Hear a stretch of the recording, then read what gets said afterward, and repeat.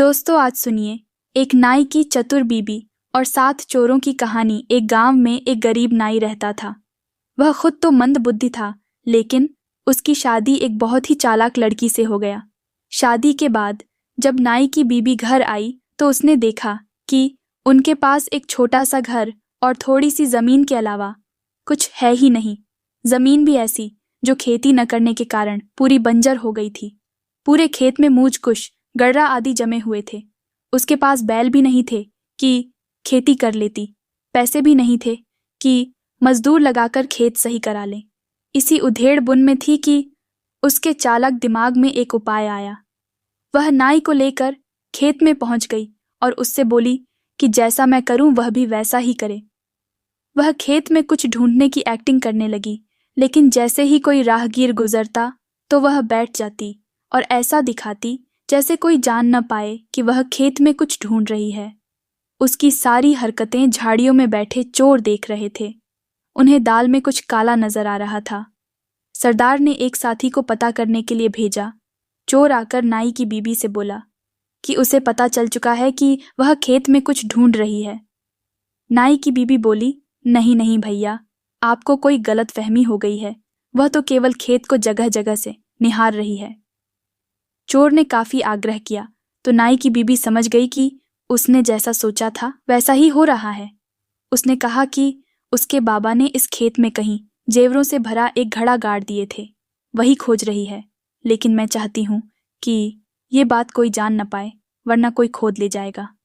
चोर ने कहा कि नहीं नहीं, ये बात वह किसी से नहीं कहेगा, वह आराम से खोजे। थोड़ी देर बाद नाई की बीबी नाई से बोली कि अब आज चलो, कल फावड़ा लेकर आएंगे और खुदाई करेंगे। और दोनों पति पत्नी घर चले आए। उधर चोर बड़े खुश हुए कि रात में ही खुदाई करके घड़ा निकाल लेते हैं। इसके बाद तो उन्हें फिर चोरी करने की जरूरत ही नहीं रह जाएगी। रात में ही चोरों ने फावड़ा लेकर धावा बोल दिया। पूरे खेत की खुदाई कर डाली, लेकिन घड़ा नहीं मिला तो सरदार ने कहा, लगता है घड़ा ज्यादा नीचे गड़ा है, इसे और गहरा खुदाई करो। चोरों ने रात भर खेत की कई बार खुदाई की, लेकिन घड़ा नहीं मिला। वह समझ गए कि उन्हें उस औरत ने बेवकूफ बनाकर अपना खेत सही करा लिया है। सुबह नाई की बीबी ने देखा कि खेत से सारे खरपतवार गायब हैं और खेत बहुत बढ़िया हो गया है। अब उसे केवल बोवाई करना रह गया है। वह तुरंत गई दुकानदार के पास और उससे गेहूं के बीज 2 गुना लौटाने का वादा करके ले आई। चूंकि खेत बहुत बढ़िया हो गया था, इसलिए फसल भी बहुत बढ़िया हुई। उधर चोर बदला लेने का मन बनाए बैठे थे। नन्हे लगता था कि मेहनत खेत में उनकी है तो पैदा हुए अनाज में हिस्सा भी होना चाहिए। चोरों ने नाई की बीबी से कहा भी कि उन्हें हिस्सा दे। इस पर नाई की बीबी बोली, मैंने तो कहा, घड़ा दबा हुआ है, तुमने कोशिश की, नहीं निकाल पाए तो मैं क्या करूं? घड़ा मुझे मिल गया। इस पर तो चोर और हैरान हुए कि घड़ा इसे मिल गया।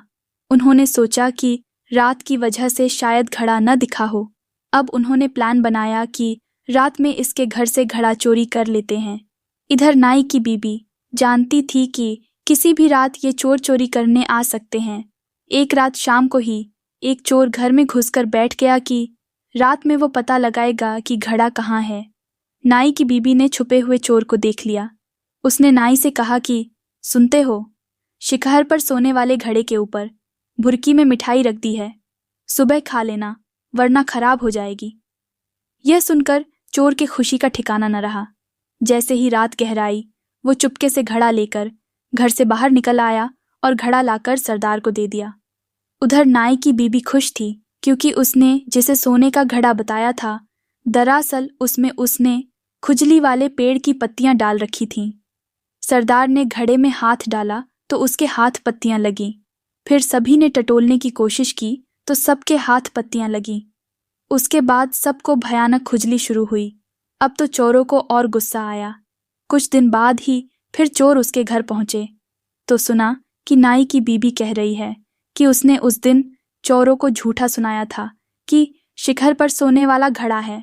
घड़ा तो उसने घर के सामने वाले नीम की पेड़ के सबसे ऊपरी टहनी से बांधकर लटका दिया है कि वहां कोई नहीं खोजेगा।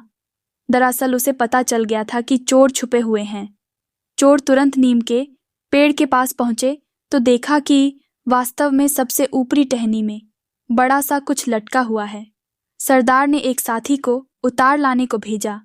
जब चोर टहनी पर चढ़कर उस लटकी चीज को उतारने के लिए हाथ से पकड़ा तो मधुमक्खियां डंक मारने लगीं। दरअसल वो एक बड़ा मधुमक्खी का छत्ता था। मधुमक्खियां जब चोर को डंक मारने लगीं तो नीचे खड़े चोरों ने समझा कि वह घड़े में से गहने निकालकर जेब में भर रहा है, इसलिए बाकी चोरों ने सोचा कि वह भी पेड़ पर चढ़ जाए, वरना वह अकेले ही सारे गहने हड़प लेगा। फिर सभी लोग पेड़ पर चढ़ गए। उधर मधुमक्खियों ने सब पर धावा बोल दिया। फिर तो सभी पेड़ से गिरते पड़ते घर की तरफ भागे। एक बार फिर चालाक महिला ने चोरों को बेवकूफ बना दिया। इस बार चोर और गुस्सा हुए। उन्होंने सोचा कि चलो इस बार सेंध काट के घर में घुस चलते हैं। उधर नाई की बीबी भी जानती थी कि चोर इस बार और गुस्साए होंगे, लेकिन उसने सोचा कि हिम्मत और अक्ल से काम लेना है। जब चोर सेंध काटने लगे तो वह अस्तूरा लेकर दीवार से सटकर खड़ी हो गई। जैसे ही पहले चोर ने सर अंदर किया तो उसने बड़ी सफाई से नाक काट ली। चोर बाहर निकलकर बोला, दीवार में कुछ लगा है जिससे उसकी नाक कट गई। फिर दूसरे चोर ने सर अंदर डाला तो उसकी भी नाक कट गई। इसी तरह सभी बारी बारी से गुस्से और सबकी नाक कट गई। अब तो चोरों ने फैसला किया कि राजा के पास चलते हैं और शिकायत करते हैं कि खेत में मेहनत उन लोगों ने किया और सारा फसल इसने रख लिया, हम लोगों को भी हिस्सा मिलना चाहिए। नाई की बीबी तो यही चाहती थी। उसे राजा ने बुलाया तो उसने सारा माजरा कह सुनाया। इस पर राजा उसकी चालाकी और हिम्मत पर बहुत खुश हुआ, उसे इनाम दिया और चोरों को जेल में डालने का आदेश दिया। तो दोस्तों, इस कहानी से हमें सीख मिलती है कि कभी भी घबराना नहीं चाहिए। हिम्मत और अक्ल से काम लिया जाए तो बड़ी बड़ी मुसीबतों से भी लड़ा जा सकता है।